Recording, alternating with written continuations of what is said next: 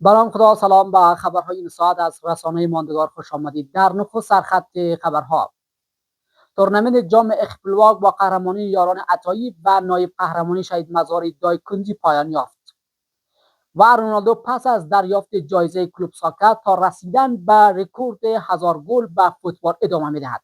مشروع خبرها: تورنمنت فوتبال جام اخپلواک پس از چندین روز رقابتی فشرده با قهرمانی تیم یاران عطایی و نایب قهرمانی تیم شهید مزاری دایکندی به کار خود پایان داد. در این دیدار نهایی این رقابت‌ها تیم یاران عطایی با ارائه یک بازی منظم و تهاجمی توانست حریف قدرتمند خود تیم شهید مزاری دایکندی را شکست داده و جام قهرمانی را بالای سر ببرد. در این دیدار مشعل فقیرزاده، حبیب حبیبی، عبدالغفار صادقی هر کدام یک گل برای تیم یاران عطایی به ثمر رساندند تا نقش تعیین کننده در قهرمانی تیمشان داشته باشد. در سوی دیگر هر دو گل تیم شهید مزاری دایکندی توسط نصرت حسینی به ثمر رسید، اما این گل‌ها برای جلوگیری از شکست کافی نبود. بازی نهایی با استقبال خوب تماشاگران برگزار شد و هر دو تیم نمایش قابل قبولی از فوتسال ارائه کردند.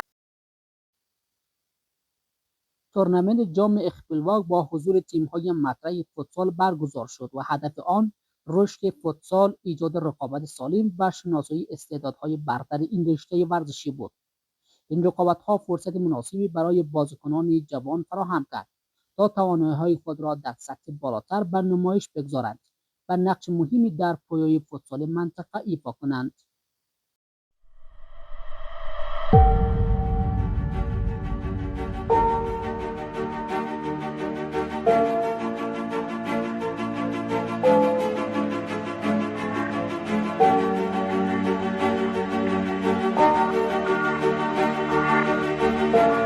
انگیزه و اشتیاق بالای خود برای ادامه فوتبال سخن گفت و اعلام کرد هدفش رسیدن به رکورد تاریخی 1000 گل در دوران حرفه‌ای است. کریستیانو رونالدو شب گذشته در مراسم معتبر کلوب ساکر که در شهر دبی برگزار شد، جایزه بهترین بازیکن خاورمیانه را از آن خود کرد. این فوق ستاره پرتغالی پس از دریافت این جایزه در صحبت‌های تاکید کرد که همچنان انگیزه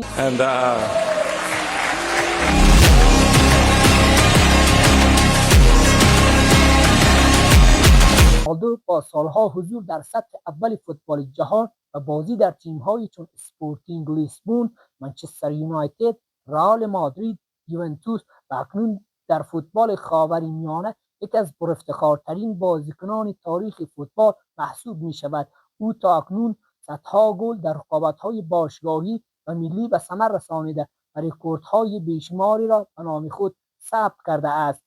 هدف رسیدن به 1000 گل فصل تازه‌ای از جاطلبی این اسطوره پرتغالی را نشان می‌دهد.